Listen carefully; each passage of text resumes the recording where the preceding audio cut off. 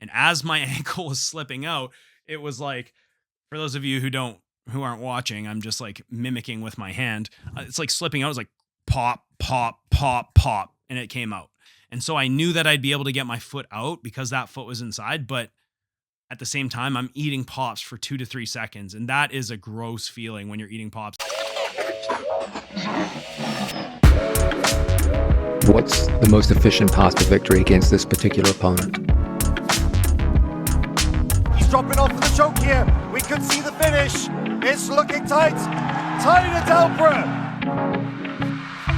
Hello, welcome to the Everyday Jiu Jitsu Podcast. I'm your host, Matt Kwan. The Everyday Jiu Jitsu Podcast is everything you need to know about Jiu Jitsu. Today, we are going to discuss, I am back from Mexico. I want to talk quickly about my Mexican vacation. If you don't want to hear me talk about that, just leave now. And of course, we're going to take my main takeaways and recap my match with Charlie Gilpin at Canada versus USA Roll-A-Lot. Before we get started, please like, share, subscribe, comment, leave a review wherever you listen to your podcasts. And check out my online academy. Check out my kids' book. All the links are in the bottom. Okay, guys, so I just got back from Mexico. We went to Puerto Vallarta. It was me, my kids, and my wife. And yeah, it was a great time down there. Be honest, when I go on a vacation, a lot of my determination of how I perceived the vacation is based upon food. I am a chef after all, and I'll be honest, the food was pretty mid. It was a 4-star resort in Puerto Vallarta, but I've had this experience before where you go into an all-inclusive and the resort is really nice, but the food was pretty mid, not gonna lie. Something is going on with the chefs down there where they have issues with seasoning, I guess. And the quality of the food, like the freshness of the food seemed to be okay, but just the overall flavors generally were not really there. We had a couple of experiences where the meals, we had to fucking send these meals back, honestly. We didn't send them back, I should say, because I don't really send food back when I go out to eat. I find it's very rare that I'll actually send something back, and there's just food everywhere. So it's like, you can always just go to the buffet if things don't work. But there were lots of times where we weren't even finishing our plates. They have these like outlet restaurants and you're supposed to go there and there's like, it's like their higher end restaurants. Like there's an Italian one and a barbecue one and an Asian one. And this is pretty par for the course for some of these resorts. And yeah, they were pretty disappointing. Not going to lie. The buffet was actually probably the best part. Consistent things that were pretty awesome down there were the fruit. So fresh papaya, pineapples every day. And honestly, the soups were pretty consistently good. But things like the proteins, not the greatest. And there was one situation on the last night where we ordered room service and my wife was like, "Do you want anything?" And I ordered a chicken soup because there really wasn't much on the night menu. And man, this shit tasted like salt water and it was fucking ice cold. Not ice cold, but lukewarm. And it was just a bad experience. So even though I said the soups are pretty good, had a pretty bad soup experience there. But I will say there was nobody got sick, which is a benefit. Whenever you go to Mexico, that's always a positive, right? Nobody got sick. Nobody got food poisoning. And they did have food for the kids. It was my daughter's birthday and we celebrated it down there and they did make her feel special. So I do have to be honest that it wasn't a complete bust in that way. Like I said, the resort was great. For the most part, the staff was pretty great. And certain food was okay, but it wasn't anything to write home about culinarily speaking. And that is my Mexican food review on the vacation. A couple things, when you go to an airport, like you guys ever, you go on an airplane, they always tell you things like, okay, we're about to take off. So put your phone on airplane mode, turn off your data or whatever. I'm just going to say that I never do that. Like, obviously you got to put your tray up and all that shit because they come around and check, but like airplane mode, like, so you're telling me if I leave my Wi-Fi or my data on that we're going to like crash this plane? I don't know. Maybe if you're a pilot or if you work in an airport traffic control, maybe chime in the comments, but I've never had an issue. I just don't really see how that's a thing. So I never do that. And yeah, the trays up. It's kind of weird that they tell you to do that. I don't know why they're telling you to put your trays up and put your chairs up. And the biggest, weirdest thing is putting your bags under the seats. So if my bag is like in between my legs, they tell me to put it under the seat. And I'm just like, what is this protocol for? Like, what is the reasoning for this? Does it actually do anything? Anyways, they tell me to do it, and then as soon as they walk by, I just do whatever I want. But I'm kind of a rebel like that.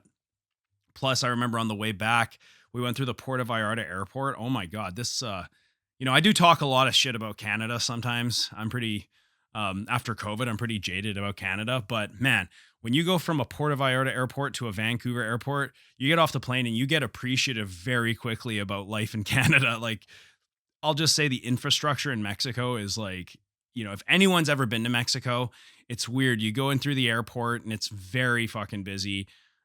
People sitting on the floors everywhere. This is my experience, both coming and going from Puerto Vallarta. Just seems like there's like 3 times too many people in there. There's literally no room to walk around. The lineups for food are ridiculous. You got to sit on the floor.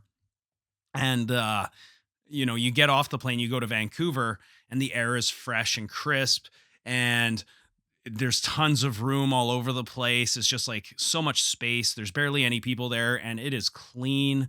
It is so nice. I mean, Vancouver's got like a top 10 airport in the world. I'll be honest. I'm pretty privileged in that way. There's like native art on the wall and stuff. It's like little native scenes with like running streams through the airport. It's so beautiful. But man, like, yeah, you go from like basically like a third world country like Mexico. I mean, it very much seems third world in most of the towns that I've been in.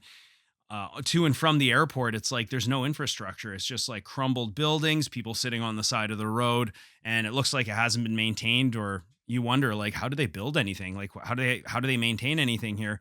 And I did get appreciative for being Canadian. I will be totally honest. And you go to Vancouver, and everything's like clean and developed. It's just I am very appreciative to live in Vancouver. I got to be honest. And then on the way back, I remember we encountered some interesting boomers. Just like I had a situation where we're boarding the plane, and this woman who is clearly a boomer, she looked like she had way too much Botox in her face, and perhaps had some kind of condition. Her head was kind of like twitching, kind of like she had like Parkinson's or something. And her husband are there, and my family is there, and I go and get up, and I'm clearly with them, so I'm trying to stay with my family, and then she is like intentionally dividing us, like walking in between me and my family. And I'm like, okay, well, maybe she didn't see me, so I walk ahead. And like anybody who's been in an airport, like especially when you have children, you got to stay with them. Like, it's very important that you keep the family unit together. It's not like I'm going to be in a different part of the lineup as my family. I walk ahead, and she tries to cut me off, and I'm like, okay, I'm going to go ahead again. And she cuts me off. And then third time she did that, I turn, I'm like, can I stay with my family? Like, is that okay? And she's like, and not really having it. Right. And I think she made a comment to her husband. I'm just thinking like, man, you fucking boomers are like so entitled. It's crazy. And then when we went to get on the shuttle that takes us to the plane, again, it was not really a comfortable experience anytime you're trafficking through a Mexican airport, but a lot of time you have to take these shuttles to the planes. And she like straight up like pushed my son out of the way. And I was just like, oh, you're just like a horrible person all around. Anyways, maybe the fact that just the traveling that day and the stress involved, everybody's got a little bit less patience. So maybe I should be a little bit more understanding and respectful, but goddamn, like that was an interesting experience for sure. I thought I was going to get into a shouting match with this woman for sure. And then you have kids crying on the plane, and before you have children, when kids are crying on the plane, you're kind of just like, shut the fuck up. Like, you have very little patience for children before you have them. But then after you have children, when I see a kid crying on the plane, often I'm just like, oh, like you sympathize a little bit more, because clearly that kid, it's not just being a nuisance. It's trying to tell you something, right? It's trying to tell the mom. In this case, he got separated from his dad on the plane. Like his dad was sitting in a different part of the plane. And he was clearly missing his dad. He even called out for his dad. And it's funny how your mindset kind of changes after you have children. You almost feel bad in these situations. And then like he's so loud, and then he stops crying, and then he starts smiling and laughing. You're like, oh my God, the kid's actually so cute. He's actually not a piece of shit.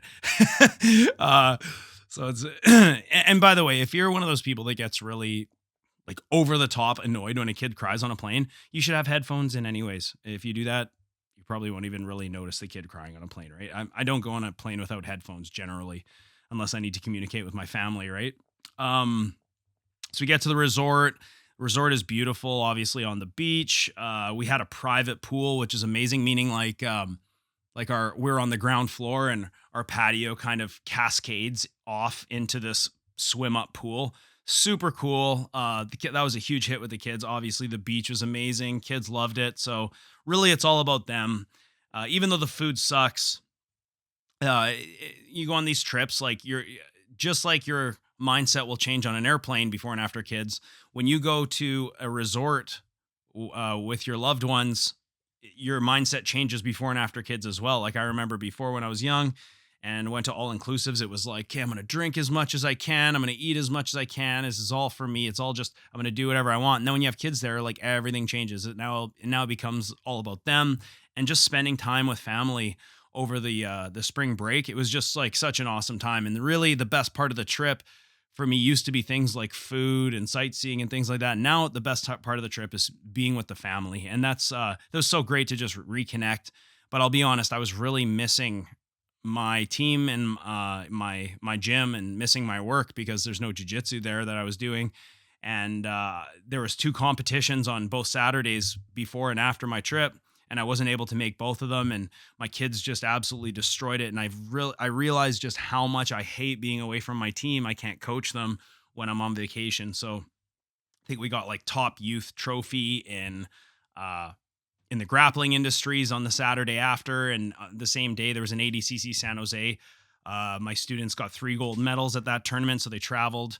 And then, I had some students winning gold medals in the adult and kids divisions in the Naga tournament. That was the Saturday that I left. So I missed these tournaments, and it really makes me realize how much I really love being there for my team when they compete. I hate missing tournaments. Tournaments are it's such an awesome time to gather information on what other athletes are doing, the type of problems that you're seeing everybody, not just your students, but all the students and from all the competitors, they're all experiencing similar problems at the especially at the kids level, like simple things like underhooks and stuff. And it really does give you a lot of intel as a coach as to what we should be working on in the future. And so I think it's super important to be at as many tournaments as I can possibly be for my students. Obviously if it's out of town, it can be difficult to go to some tournaments, but I hate when my kids compete and I'm not there. It's frustrating for me. But again, my team did awesome, so I'm very, very appreciative, and give them lots of praise, obviously, in the gym.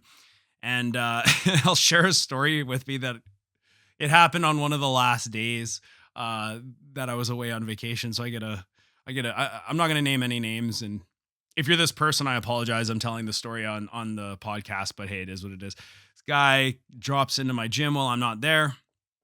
And when he drops into the gym, I get a message from him saying, "Hey, I don't know if," he starts it off like this: "I don't know if you care, but I had a bad experience at your gym, and people were not welcoming to me. Nobody wanted to roll with me or whatever." And I right away, I'm like, "I'm so sorry. I hope you understand my apology. I wasn't there. I was on vacation.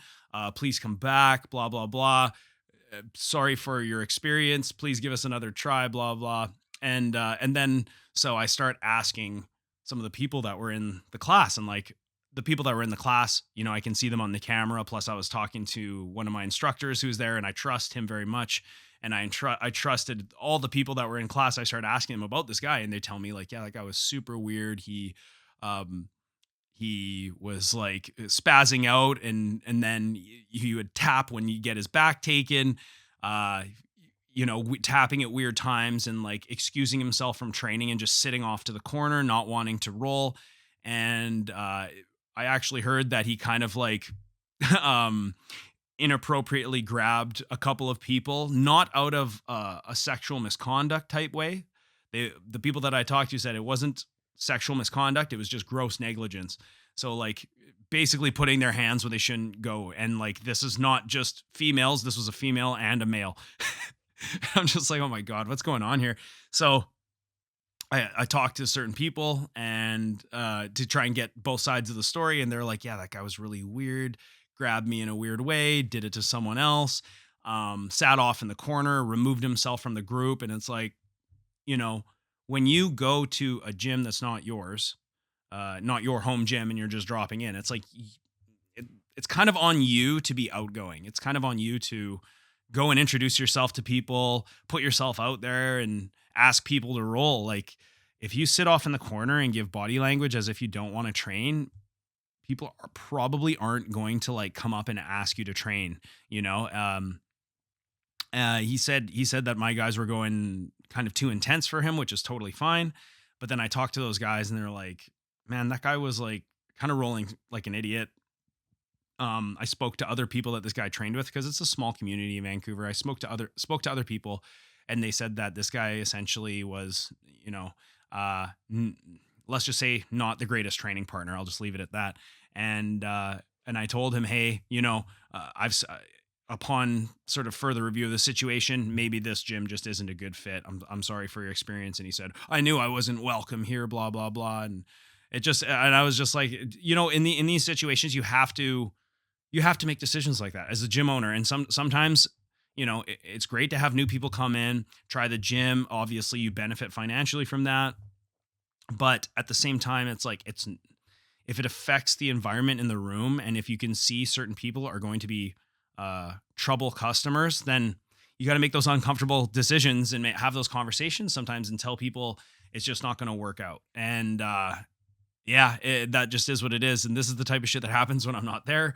I can't deal with it firsthand and see what happens firsthand. I hear about it while I'm on vacation. I'm just like, man, this is why, I miss my work. And just another note on that, like, just I'm so happy that I do jiu-jitsu for a living because I was super excited to get back to the gym on Monday. And that's when you really know that you love what you do, is when your favorite day is Monday, right? And when you go on a vacation, a lot of people dread coming back to work. For me, I'm like dying to go back to work because I want to see the team. I want to talk to the kids about the competition.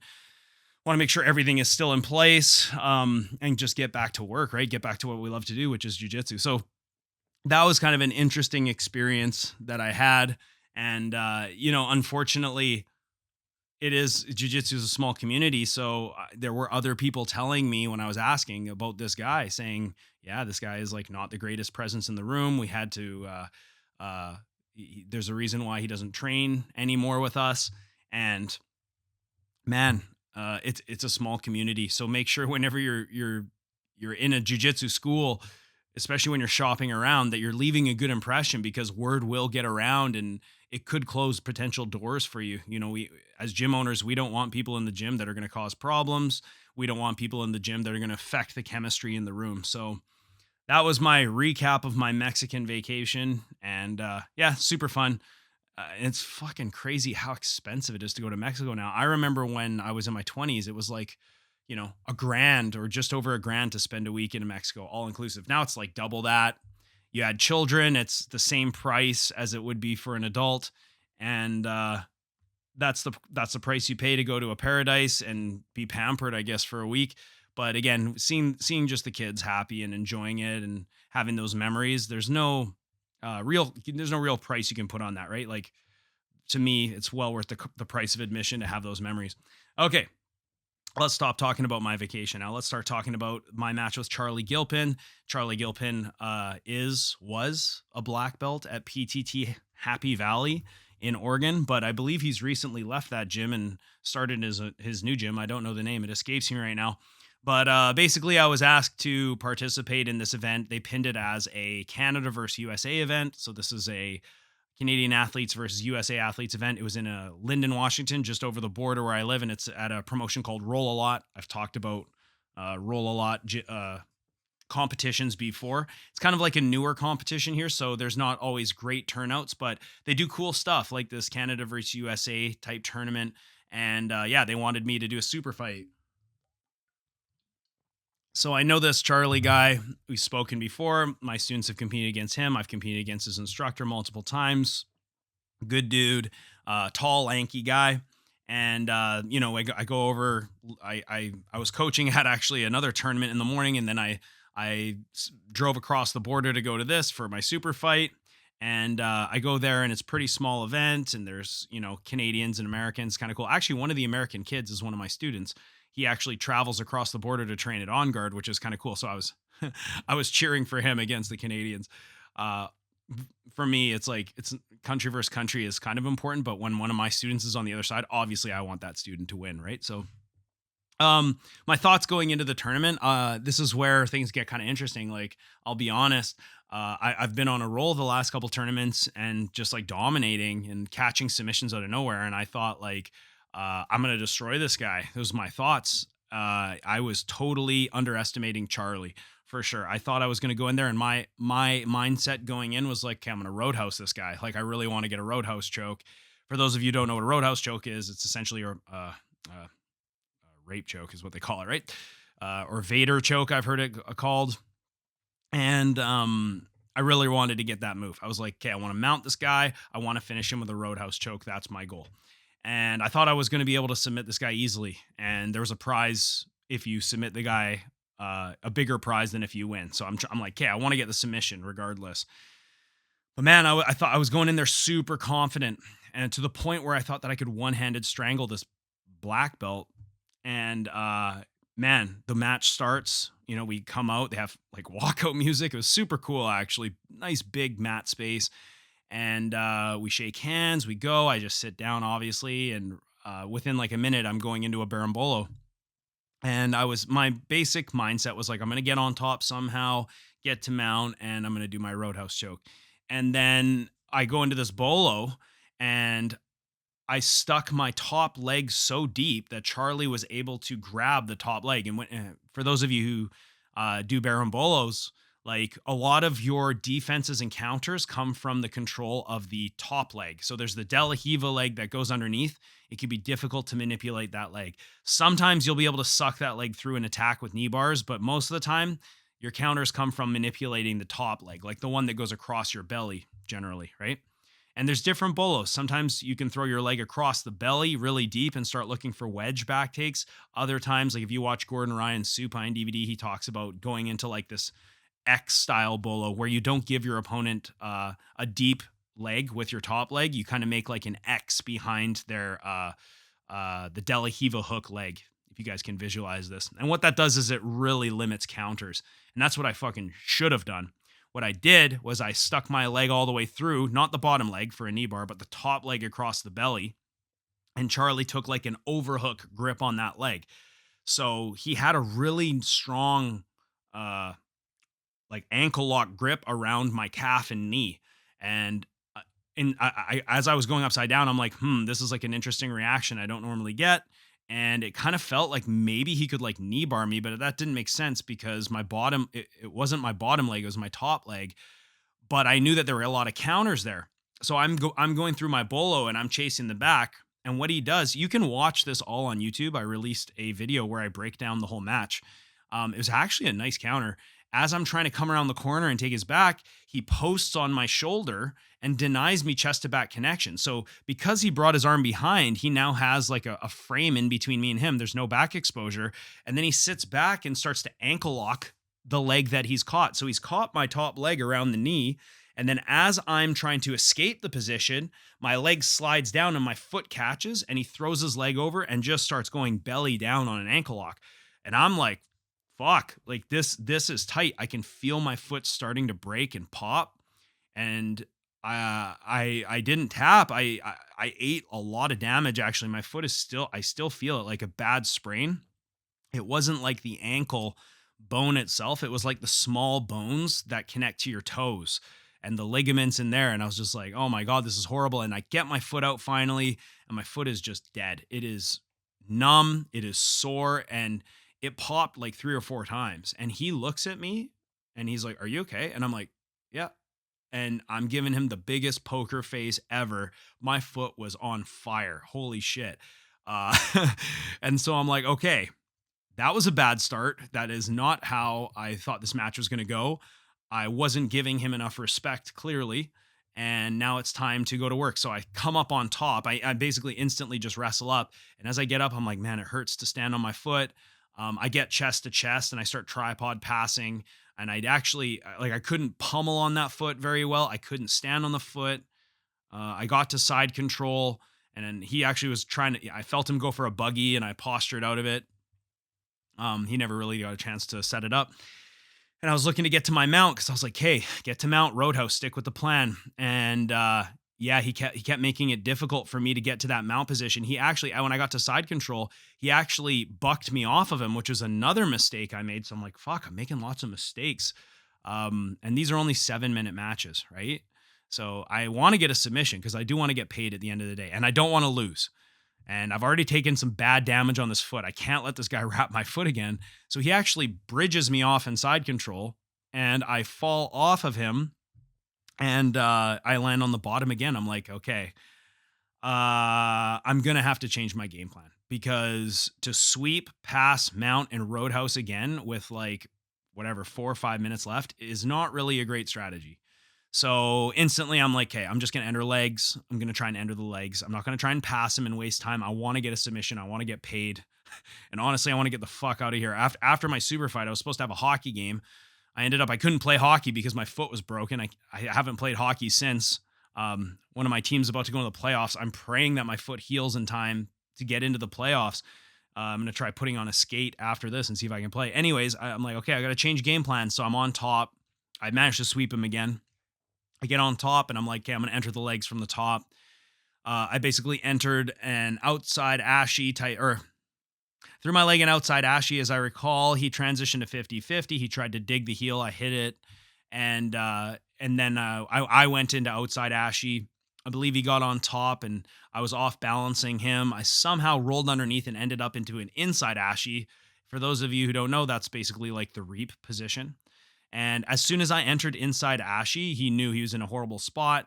And instead of going for the heel hook right away, I instantly tried to connect to the secondary leg. And what that does is it prevents him from standing up and turning and clearing his knee line. You can watch this all on YouTube. The match footage is there with my commentary. And then his leg was basically stuck, and he's got really long legs, like he's taller than me. So it's going to take longer for him to clear his knee line because of the length of his leg. And then as he started to commit to turning his knee down, he gave me heel exposure and I just locked a heel hook and finished it. And yeah, and then I gave, then after they wanted to have like, post-match speeches or whatever. And I said, my hat goes off to Charlie. I thought it was going to be a better match than that for my performance. I wasn't happy. My foot is like broken right now. I was hobbling around. Foot is swollen and it was on fire. And it really sucked. And that injury actually really affected me in the Mexican vacation too, because if you've ever been to an all-inclusive, a giant resort in Mexico, like you have to walk long distances to go to the pool, to the bar, to the restaurant. So I'm walking more than I normally do, and my foot is on fire. I actually had like kind of a flare up in my foot because I do have like autoimmune issues in my joints, and I haven't really experienced any flare ups in years. And I looked it up and yeah, sure enough, you can get flare-ups from injuries. So my foot was on fire, but not in the way that it was before where it would feel like literal fire. It was just really swollen. And it wasn't hot to touch, but it was like thick and really painful. And I started getting this weird fucking rash on my foot. And I was like, I've never had a rash, like this is really weird. And so that negatively affected my whole trip in Mexico. I'm hobbling around and it's finally starting to calm down. Like I trained last night for the first time since I left for the trip and or since the match, I should say. I haven't really been training. There was a week after the match before I went to Mexico, so it's like my first session back, and luckily it feels not too bad, but I can't have anybody grabbing that foot and going for ankle locks, obviously. So yeah, that really did put a damper on my Mexican vacation. And then after they asked me how you feel or whatever, I'm like, my foot is broken. Like he fucked me up big time with that ankle lock, and it really sucked. Definitely really sucked. And man. So I just want to talk about my biggest takeaways from the match because, they say you can either win or you learn, right? That is such a cliche in our sport, but it is true that you could also win and learn. And I think that is kind of the best case scenario. In this case, it's far from best case scenario, but I am grateful that I won. I got the money and I unfortunately I got popped really bad, but there is a lot of great takeaways from this match. And I just wanted to share them with you. So first of all, changing your game plan on the fly is so important in jiu-jitsu. Like you go into a match with a certain game plan. Mine was to go in for a roadhouse. And like, I was like, yeah, I'm going to get this roadhouse. I want to get on top. I want to mount him. I want to dominate him. I want to show that this move works against black belts. And man, that went out the window fast. That was, I had to, as soon as I, I was able to get on top and pass him. This is after my foot popped. I get on top, I pass him, and then he knocks me off again. I'm like, hey, I'm looking at the clock and I'm thinking, I want to get paid here. So I need a submission. And the fastest path to victory for me most of the time is leg entries.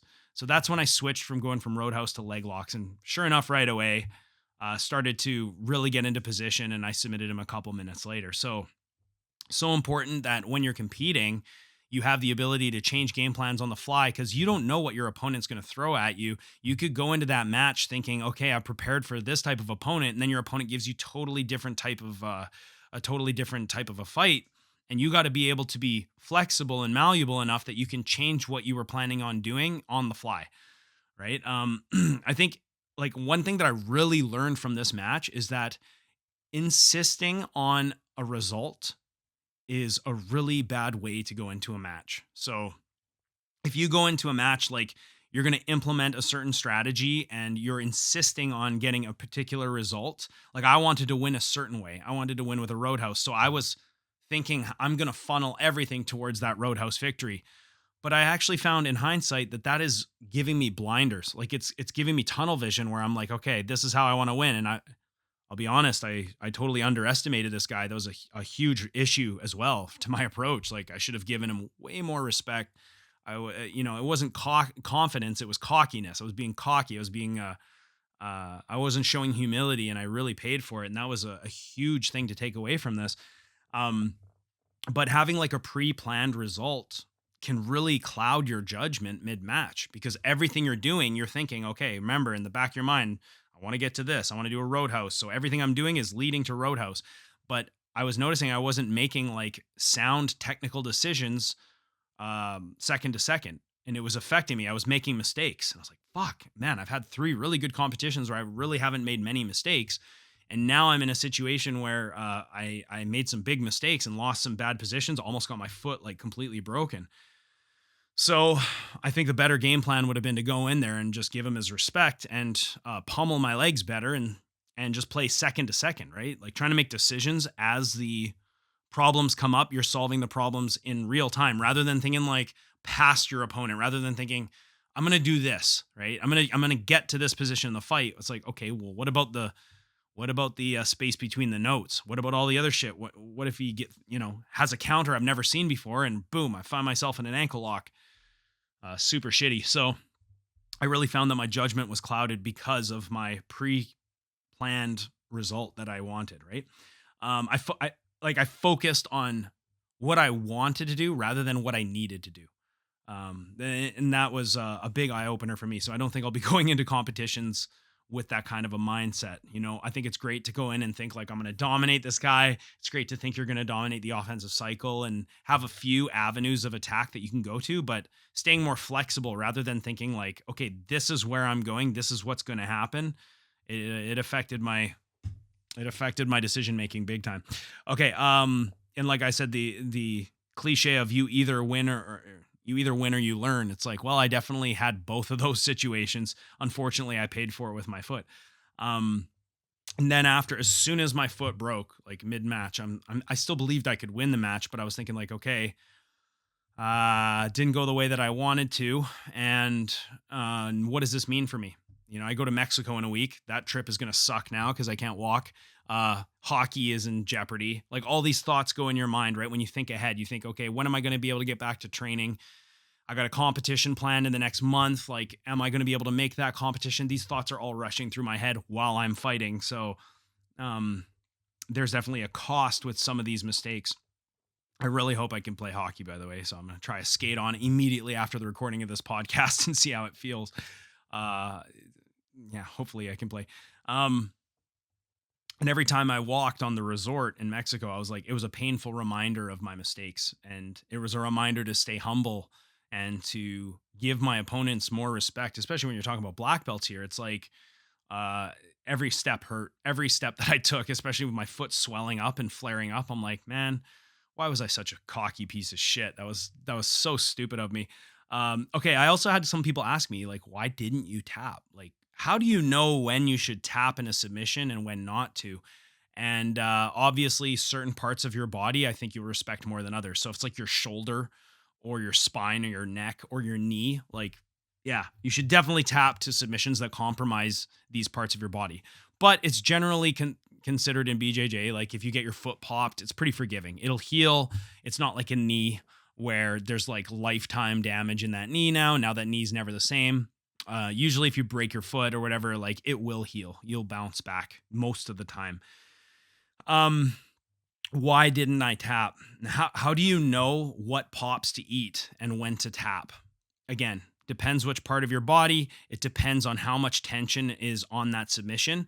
Because this submission was, I believe he threw it on reactively rather than proactively. Like it's not like he entered my legs, isolated my foot, set up the ankle lock, and went belly down on it where there was control. It was like a quick counter. He didn't really have time to set tension in the foot. As my foot was escaping, he caught it and he just threw his leg over and hipped in as hard as he could. So like it was a reactive submission. And I think because of that, he wasn't able to get like the best bite on the foot, but it was still enough. You know, if you've ever seen my feet, I have like flat feet. One time my doctor told me he's like, this is one of my old doctors. I don't see him anymore because he's a prick. Not because he said this, but because he's actually a prick. But he was like, yeah, with feet like that, all you need is a beak and some feathers because they look like duck feet. Like I have flat fucking fat feet, size 11. I'm like 5'8", so I have big feet. And the foot got caught, and he just hipped in as hard as he could, tried to break me, popped me like 4 times. So why didn't I tap? I actually didn't know why I didn't tap. I just thought, well, it's my foot. I don't want to tap to a foot lock. I don't want to tap to this guy, especially when it's like Canada versus USA. And I felt like it wasn't the greatest bite. But when I looked at some of the photos that one of the photographers took after, I could actually see why I probably didn't tap was because my other foot was still inside his legs. So generally when your foot is inside the legs, you have some kind of an inside position, and it can be difficult to finish leg locks like that. So I think instinctually, I just knew that my foot was inside, and I was using that foot to pull my other foot out. Like I was kicking and pulling, like creating a shearing force to escape the ankle lock grip. And as my ankle was slipping out, it was like, for those of you who aren't watching, I'm just like mimicking with my hand. It's like slipping out. It was like pop, pop, pop, pop, and it came out. And it's like, I think that my secondary leg actually saved my ass because having that foot inside his legs allowed me to create a shearing force that extracted my leg. And so I knew that I'd be able to get my foot out because that foot was inside. But at the same time, I'm eating pops for 2 to 3 seconds. And that is a gross feeling when you're eating pops. Like it was not so much that my, the ankle actually didn't take much damage. It was the small bones and the toes. And my foot was kind of getting compressed like this, kind of like when you shake someone's hand and you squeeze their knuckles together. And so like that was where the damage was coming from. And I could feel it cracking. I could hear it. And I could feel my foot like changing shape. Super fucking gross. And that's why as soon as I got out, we're in like this double seated position. He's like, are you okay? Like he's a nice guy. He's checking on me. Right. So I give Charlie credit for that. So I think the reason why I didn't tap, obviously pride. I was way too pride in terms of like Canada versus USA, and I don't want to tap to this guy that I thought I was gonna smoke him. Boy, that was a mistake. And how do I know when? Why didn't I tap? Because my other foot was on the inside, and I can feel my foot slipping out, but it's breaking as it's slipping out. So not a fun time, but still got the job done. And man, it was not my best performance. It's one of those things where I'm glad I won, but still. There is a lot to take away from that, and I'm definitely going to be taking those lessons into next competitions and teaching those lessons to my students because wow, what a learning lesson. And still, my hat goes off to Charlie. He broke the shit out of my foot. Luckily, it wasn't like my knee or anything serious, and I'll be back before we know it. Okay, just a hypothetical question before we go. This is a question that just came to my mind. Imagine you could go back in time 30 years ago. Right. So you can go back in time 30 years ago with the knowledge and the ability you have now. Like I remember, I'm 37 now, And I started jiu-jitsu when I was in my 20s. Man, when I was in my 20s, jiu-jitsu looked so different from what it looks like now.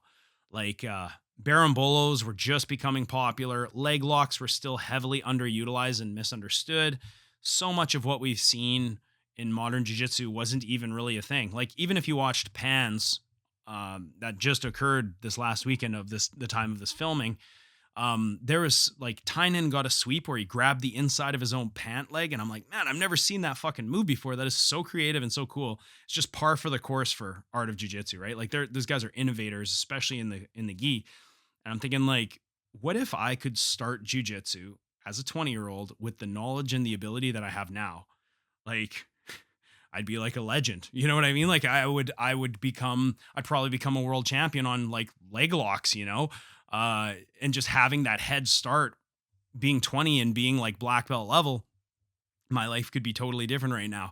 And it's funny to have those little hypothetical thoughts. Like if you could go back in time 20, 30 years ago, whatever, would you?